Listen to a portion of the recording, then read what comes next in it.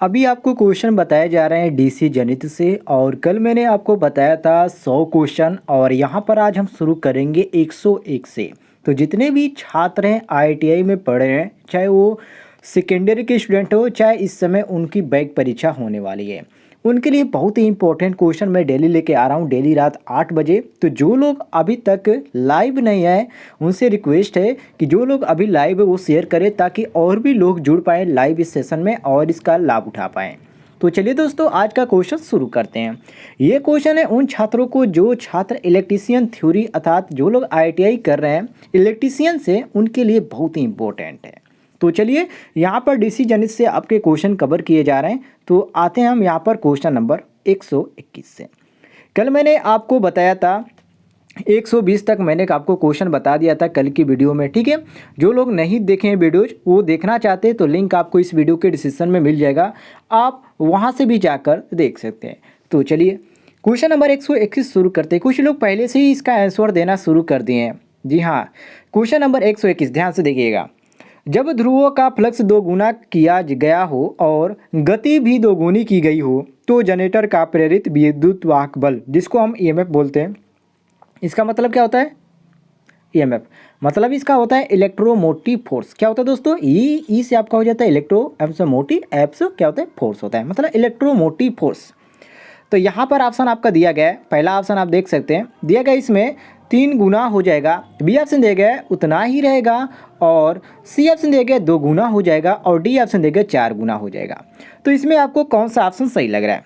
चलिए सभी लोग इसका आंसर दीजिए। क्वेश्चन नंबर 121 का सभी लोग आंसर दीजिए। जितने भी लोग लाइव जुड़ चुके हैं वो लोग सभी लोग आंसर दीजिए, और एक बार शेयर भी कर दीजिएगा ताकि और भी स्टूडेंट जुड़ पाएँ। तो देखिए दोस्तों, यहाँ पर हमारा सही हो जाएगा ऑप्शन नंबर डी, बिल्कुल करेक्ट आंसर, अर्थात 4 गुना हो जाएगा। क्यों? क्योंकि दोस्तों जब ध्रुवों का जो फ्लक्स होता है दोगुना किया गया है और गति भी दोगुनी की गई है, तो जनरेटर का जो प्रेरित ईएमएफ होगा, इलेक्ट्रोमोटिव फोर्स होगा, वो 4 गुना हो जाएगा। कैसे?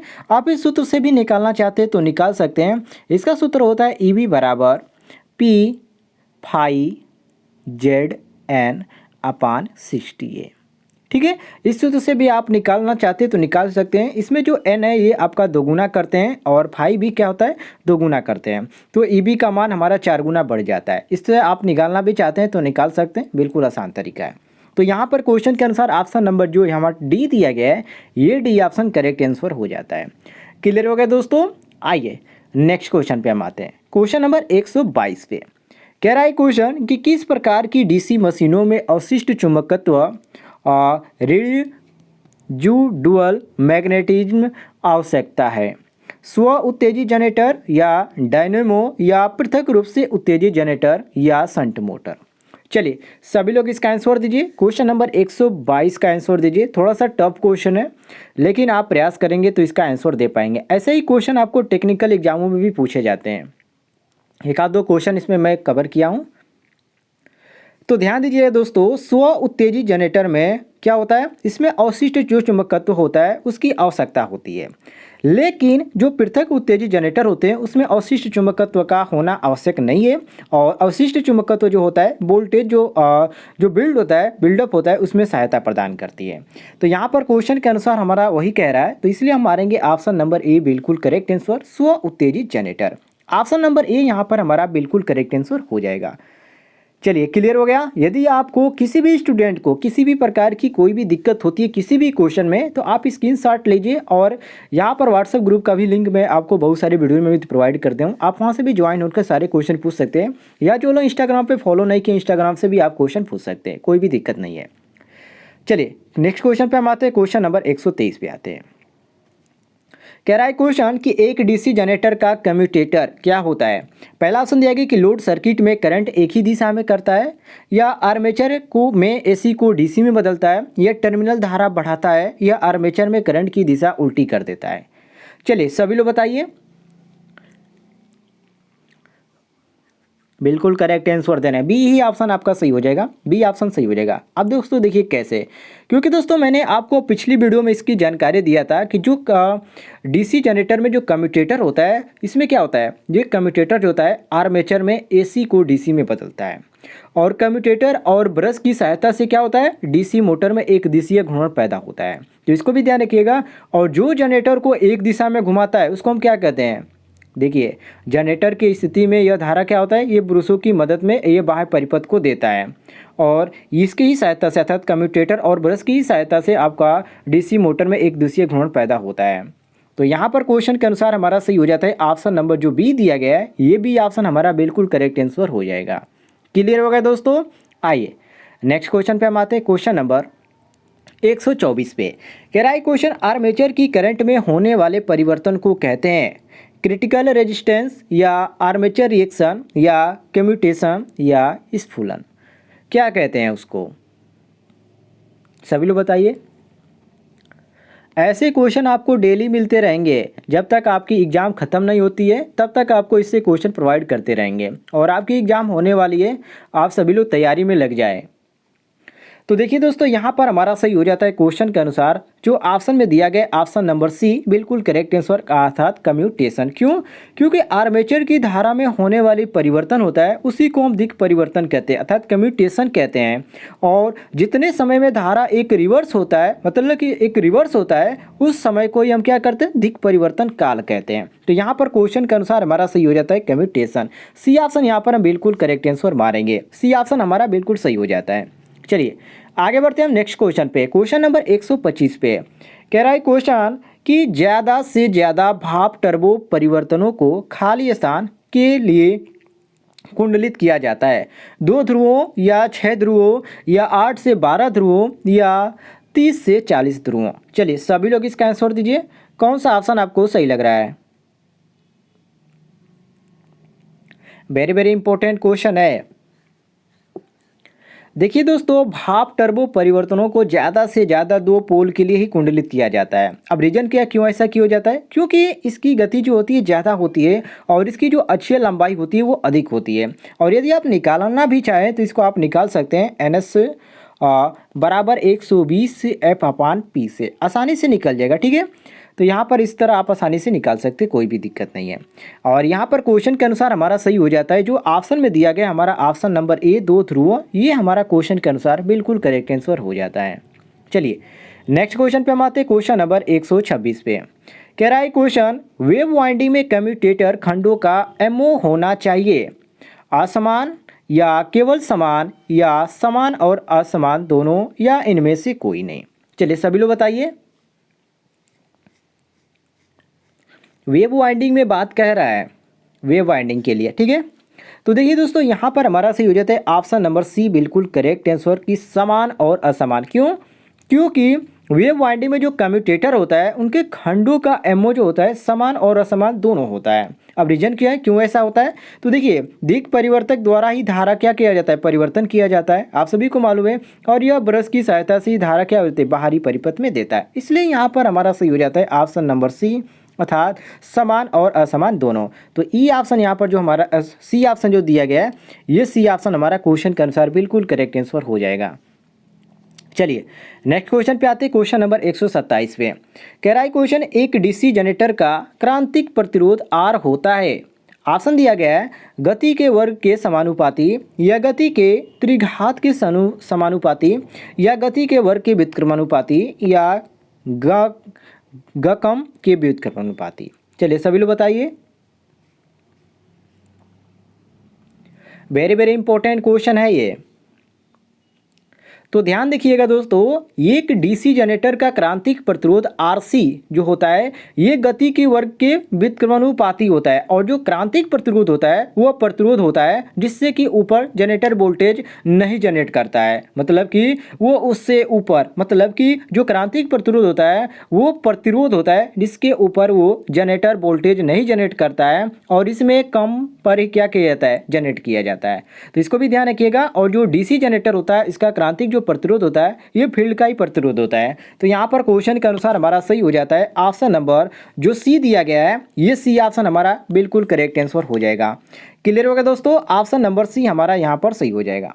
चलिए नेक्स्ट क्वेश्चन पे हम आते हैं। क्वेश्चन नंबर यहाँ पर 128 पे आते हैं। कह रहा है क्वेश्चन कि स्विनबर्न जांच पद्धति में डीसी यहाँ पर दिया गया M/C किस रूप से चलती है? पूर्ण लोड पर या निर्धारित लोड पर प्रयुक्त ब्रेड लोड के साथ मोटर, या शून्य लोड पर जुड़ा जनरेटर, या निर्धारित लोड पर जुड़ा जनरेटर। चलिए सभी लोग इसका आंसर दीजिए। तो ध्यान रखिएगा दोस्तों, जो स्विनबर्न होता है ये जांच पद्धति में, ये आपका ITI लेवल का क्वेश्चन नहीं है, लेकिन मैं आपको इसको बता रहा हूँ। जो स्विनबर्न जांच पद्धति में DC जो होता है ये आपका शून्य लोड पर जुड़ा जनरेटर के साथ ही ये चलता है, ठीक है। और ये जो होता है ये परीक्षण दस्ता मापने के और अत्यंत कामों में इसका परीक्षण करने के लिए किया जाता है। तो यहाँ पर क्वेश्चन के अनुसार हमारा सी ऑप्शन बिल्कुल करेक्ट हो जाता है कि शून्य लोड पर जुड़ा जनरेटर। तो ऑप्शन नंबर सी यहाँ पर हम बिल्कुल करेक्ट आंसर मारेंगे। चलिए नेक्स्ट क्वेश्चन पे हम आते हैं। क्वेश्चन नंबर 129 पे कह रहा है क्वेश्चन किसी DC जनरेटर की बाहरी विशेषताएं खाली स्थान के बीच संबंध बताती है। पहला ऑप्शन दिया गया प्रेरित EMF तथा फील्ड करंट, या टर्मिनल वोल्टेज तथा लोड करंट, या प्रेरित EMF तथा लोड करंट, या टर्मिनल वोल्टेज तथा फील्ड करंट। कौन सा ऑप्शन आपको यहाँ पर सही लग रहा है? सभी लोग बताइए।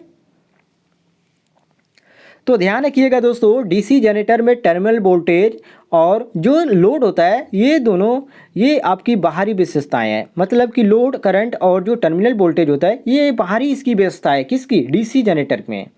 और जो बैक EMF होता है और जो फील्ड करंट होता है ये जनरेटर के आंतरिक भाग में उत्पन्न होता है, इसलिए इसको हम आंतरिक भाग के अनुसार जानते हैं।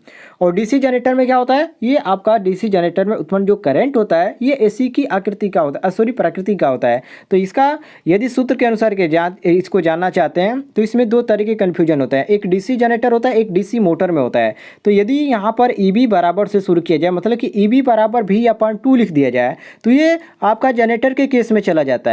और यही हम यहाँ पर V बराबर EB/2 कर देते हैं तो ये आपका मोटर के यहाँ पर कंडीशन में चला जाता है। तो इन दोनों को ध्यान रखिएगा। तो यहाँ पर क्वेश्चन के अनुसार हमारा सही हो जाता है ऑप्शन नंबर जो बी दिया गया है, ये भी ऑप्शन हमारा करेक्ट आंसर हो जाएगा। क्लियर हो गया दोस्तों। चलिए नेक्स्ट क्वेश्चन पे हम आते हैं। क्वेश्चन नंबर 130 पे कह रहा है क्वेश्चन किसी DC जनरेटर के वोल्टेज को खाली स्थान बढ़ाया जा सकता है, गति को बढ़ाकर, या आर्मेचर की लंबाई को बढ़ाकर, या फ्लक्स घनत्व को घटाकर, या गति को घटाकर। कैसे हम इसको बढ़ा सकते हैं वोल्टेज को? चलिए सभी लोग बताइए। कुछ लोग इसका पहले से आंसर दे रहे हैं और वो भी बिल्कुल करेक्ट आंसर दे रहे हैं, ऐसा नहीं है कि गलत दे रहे हैं, बिल्कुल सही दे रहे हैं। और जो लोग यहाँ पर लाइव देख रहे हैं सबसे रिक्वेस्ट है कि आप वीडियोज पर लाइक कर दीजिए। आप लोग लाइक नहीं करते हैं तो रिक्वेस्ट है आप लाइक कर दीजिए। और डेली क्वेश्चन देखने के लिए इस तरह के चैनल को भी सब्सक्राइब कर दीजिएगा। और डेली रात 8 बजे हमारी क्लास आती है, सभी लोगों को मैं बताना चाहता हूँ, डेली रात 8 बजे। तो देखिए दोस्तों, यहाँ पर DC जनरेटर के लिए हम क्या करते हैं, मैंने आपको अभी एक सूत्र बताया था, EB बराबर V+IA/RA, ठीक है। ये हमारा R होता है, ठीक है, ये हमारा प्लस होता है, इसको ध्यान रखिएगा। V+IA+RA होता है। आप देखिए इसमें क्या होता है, इसमें आपका जब इसको V को बाहर निकालते हैं तो V बराबर आपका EB-IA/RA, ये आपका समीकरण नंबर 1 हो गया। और यहीं पर आपका जो EB का एक सूत्र बनता है जो कि E∝N हो जाता है, मतलब समानुपाती होता है ये। तो समीकरण 1 और समीकरण 1 से जब आप चलते हैं तो इसमें क्या होता है, जनरेटर की गति बढ़ती है और EB का भी मान क्या होता है, बढ़ता है। मतलब कि यहाँ पर जो हमारा दिया गया ऑप्शन नंबर ए गति बढ़ जाएगी, अर्थात ऑप्शन नंबर ए हमारे यहाँ पर सही हो जाएगा। किस कंडीशन में बढ़ेगा, यदि जनरेटर की गति बढ़ेगी तब EB का भी मान बढ़ेगा और इसमें टर्मिनल वोल्टेज V का भी मान बढ़ता है। तो यहाँ पर हम कह सकते हैं कि गति को बढ़ सकता है। तो ऑप्शन नंबर ए यहाँ पर हमारा सही हो जाता है। क्लियर हो गया दोस्तों। आइए क्वेश्चन नंबर 131 पे आते हैं। कह रहा है क्वेश्चन कि यदि किसी DC जनरेटर का शून्य लोड वोल्टेज तथा पूर्ण लोड वोल्टेज समान हो तथा जनरेटर खाली स्थान होता है, लेवल कंपाउंडेड या डिफरेंशियल रूप से कंपाउंडेड, या अंडर कंपाउंडेड, या ओवर कंपाउंडेड। चलिए सभी लोग बताइए। जितने भी लोग लाइव देख रहे हैं सबसे रिक्वेस्ट है कि आप सभी क्वेश्चनों का आंसर देने का प्रयास कीजिए। तो देखिए दोस्तों, लोड करंट आपने पढ़ा होगा, ये इसको दर्शाया जाता है इस तरह से। ये आपका यहाँ से 3 टर्मिनल निकलता है, एक आपका ओवर के लिए हो जाता है, ये आपका ओवर के लिए हो जाता है और ये आपका लेवल के लिए हो जाता है। ये आपका लेवल के लिए हो जाता है और जो सबसे नीचे जाता है यहाँ तक इसको जो छूने के करीब जाता है ये आपका हो जाता है अंडर कंपाउंडेड। और ये जो आपका होता है ये धारा मतलब कि लोड करंट होता है और ये आपका यहाँ से भी वोल्टेज को दर्शाता है। तो यहाँ पर हम कहते हैं कि लेवल कंपाउंडेड जनरेटर का जो मान होता है वो शून्य लोड वोल्टेज पूर्ण लोड पर ये वोल्टेज के बराबर होता है। और ओवर कंपाउंडेड का होता है, ओवर कंपाउंडेड का नो लोड वोल्टेज जो होता है पूर्ण लोड वोल्टेज से कम होता है। और जो अंडर कंपाउंडेड जनरेटर होता है उसमें नो लोड वोल्टेज से पूर्ण लोड वोल्टेज से अधिक होता है। तो इसलिए यहाँ पर हमारा लेवल कंपाउंडेड बिल्कुल करेक्ट आंसर हो जाता है। तो ए ऑप्शन यहाँ पर हम बिल्कुल करेक्ट मारेंगे। चलिए आगे बढ़ते हैं हम क्वेश्चन नंबर 132 पे। कह रहा है क्वेश्चन कि प्राथमिक वाइंडिंग में से होकर जाते करंट द्वारा बना फ्लक्स खाली स्थान में ईएमएफ प्रेरित करता है। प्राथमिक व द्वितीयक वाइंडिंग दोनों में या केवल ट्रांसफार्मर कोर में या केवल द्वितीयक वाइंडिंग में या केवल प्राथमिक वाइंडिंग में। चलिए सभी लोग बताइए, सभी लोग इसका आंसर दीजिए क्वेश्चन नंबर 132 का। चलिए यहाँ पर हमारा सही हो जाएगा ऑप्शन नंबर ए अर्थात प्राथमिक व द्वितीयक दोनों वाइंडिंग है। क्यों? क्योंकि दोस्तों जो करंट प्राथमिक वाइंडिंग से होकर बहती है मतलब गुजरती है उसमें कुछ फ्लक्स क्षरण फ्लक्स हो जाता है, मतलब कि कुछ वहाँ पे कटता है फ्लक्स, जिसके कारण प्राथमिक वाइंडिंग में ईएमएफ उत्पन्न होता है और जो बचा हुआ फ्लक्स होता है वो द्वितीयक वाइंडिंग में क्या करता है, लीक करता है, जिसके कारण द्वितीयक वाइंडिंग में ईएमएफ उत्पन्न होता है। तो यहाँ पर क्वेश्चन के अनुसार हमारा ऑप्शन नंबर ए बिल्कुल करेक्ट आंसर हो जाता है। ए ऑप्शन यहाँ पर हम सही मारेंगे। क्लियर हो गया दोस्तों? आइए क्वेश्चन नंबर 33 पे आते हैं। कह रहा है क्वेश्चन 133 कि किसी डीसी जनरेटर में इंटरपोल फील्ड कॉइल को खाली स्थान में जोड़ा जाता है। किस में जोड़ा जाता है ये? चलिए ऑप्शन देख लेते हैं। पहला ऑप्शन दिया गया आर्मेचर वाइंडिंग के साथ पैरेलल में, या बी ऑप्शन दिया गया आर्मेचर वाइंडिंग के साथ सीरीज, या सी ऑप्शन दिया गया लोड के साथ सीरीज में, डी ऑप्शन दिया गया लोड के साथ समांतर में। तो इसमें आपको कौन सा ऑप्शन सही लग रहा है? यहाँ पर चारों ऑप्शन आपके सामने हैं, सभी लोग बताइए कौन सा ऑप्शन आपको सही लग रहा है। तो ध्यान दीजिए दोस्तों, यह जो होता है ये छोटे अर्धध्रुव के होते हैं, मतलब कि बहुत ही छोटे आकार के होते हैं और इन्हें जो होता है मशीन के ढांचे में अर्थात जिसको योग कहा जाता है उस पर ये ध्रुवों के बीच लगा होता है, इसको आप देखे होंगे। तो यहाँ पर क्वेश्चन के अनुसार हमारा ऑप्शन नंबर भी बिल्कुल करेक्ट हो जाता है कि आर्मेचर वाइंडिंग के साथ सीरीज में, मतलब कि यहाँ पर कहने का मतलब है इसको सीरीज में किया जाता है। जो अंतर्ध्रुव होते हैं उनको आर्मेचर के सीरीज कण में संयोजित किया जाता है और इस विधि द्वारा क्या होता है विचुम्बकन और जो क्रॉस चुंबकन होता है ये दोनों का प्रभाव बिल्कुल यहाँ पर पड़ता है और ये समाप्त भी किया जा सकता है, इसका एक विधि भी होता है। तो यहाँ पर क्वेश्चन के अनुसार हमारा बी ऑप्शन बिल्कुल करेक्ट आंसर हो जाता है। बी ऑप्शन यहाँ पर हम करेक्ट मारेंगे।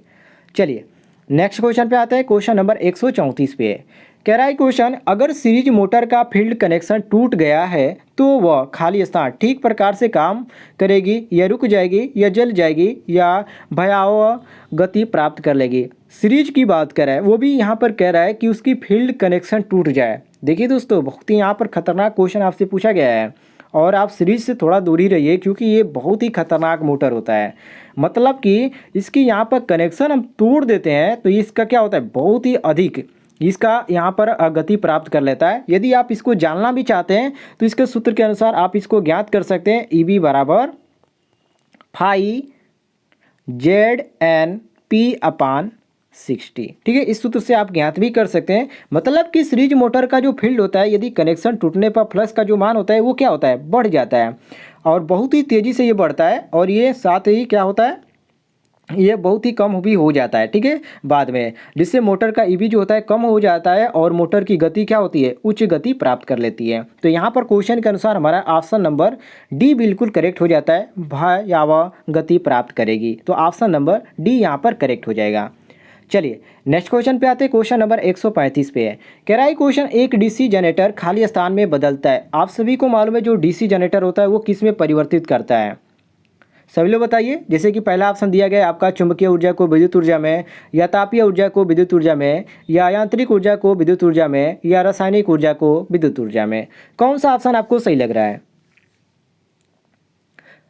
बिल्कुल सही आंसर दे रहे हैं। अब ऐसा क्वेश्चन आप नहीं बता पाएंगे तो क्या होगा।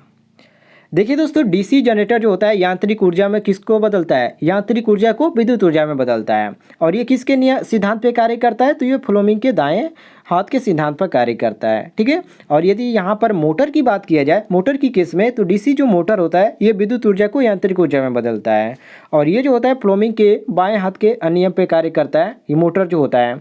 और यदि ये जनरेटर की केस में आए तो ये प्लम्बिंग के जनरेटर जो होता है प्लम्बिंग के दाएं हाथ पे काम करता है। तो यहाँ पर क्वेश्चन के अनुसार हमारा सी ऑप्शन बिल्कुल करेक्ट आंसर हो जाएगा। दोनों को ध्यान रखिएगा, दोनों आपके प्लम्बिंग के नियम पे काम करते हैं, एक आपके दाएं पे काम करता है और एक बाएं पे कार्य करता है। दाएं की बात करें तो जनरेटर कार्य करता है और बाएं की बात करें तो मोटर इस पे कार्य करता है। चलिए यहाँ पर क्वेश्चन के अनुसार हमारा ऑप्शन नंबर सी करेक्ट हो जाता है, यांत्रिक ऊर्जा को विद्युत ऊर्जा में। नेक्स्ट क्वेश्चन पे आते हैं, क्वेश्चन नंबर 136 पे है। कह रहा है क्वेश्चन, किसी डीसी जनरेटर में कम्यूटेटर का प्रयोजन खाली स्थान है, एसी को डायरेक्ट करंट में बदलना, या चुंबकीय क्षेत्र को मजबूत करना, या जनरेटर को हीटिंग को कम करना, या जनरेटर में बने करंट को एकत्र करना। सभी लोग इसका आंसर दीजिए।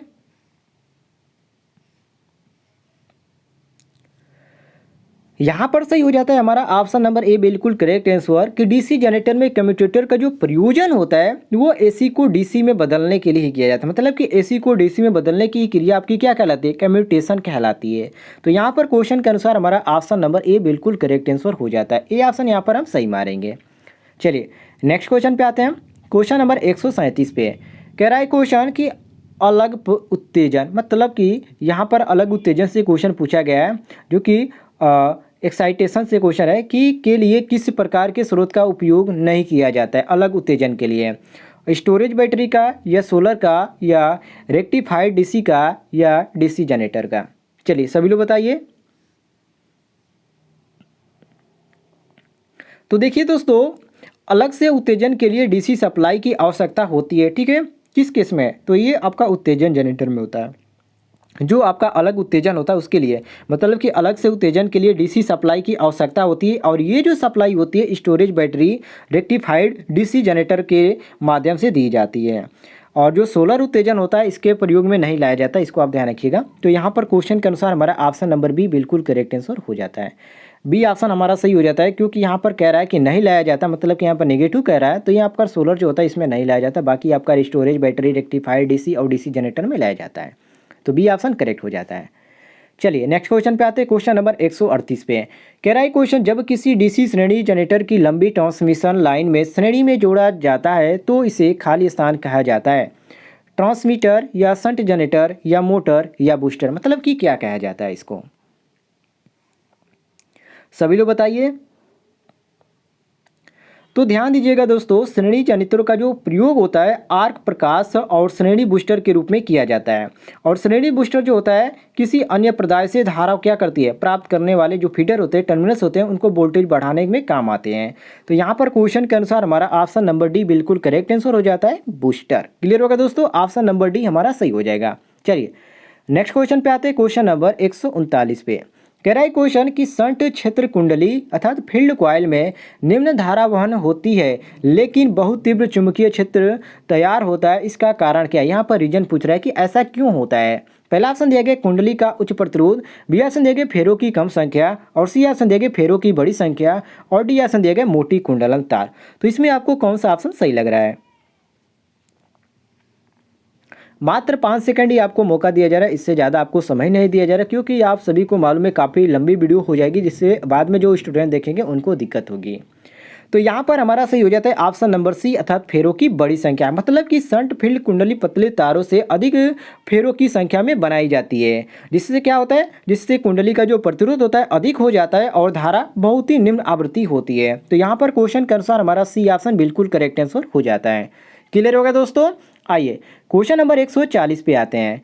कह रहा है क्वेश्चन कि डीसी जनरेटर के निम्न ब्रश घर्षण के गुणांक का अधिमान्य मान क्या होगा, 0.35 या 0.4 या 0.28 या 0.22। चलिए सभी लोग बताइए।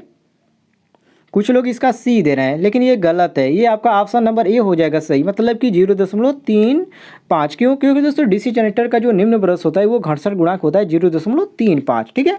तो यहाँ पर हमारा सही हो जाता है ऑप्शन नंबर ए बिल्कुल करेक्ट आंसर। तो दोस्तों आज की वीडियो में इतना ही क्वेश्चन कवर किया गया था। आप बताइएगा कमेंट में कि आपको नेक्स्ट किस टॉपिक पे आपको चाहिए, वीडियो में आपको लेके आ जाऊँगा उस चैप्टर से आपके लिए क्वेश्चन। तो मिलते हैं नेक्स्ट वीडियो में, तब तक के लिए जय हिंद, वंदे मातरम।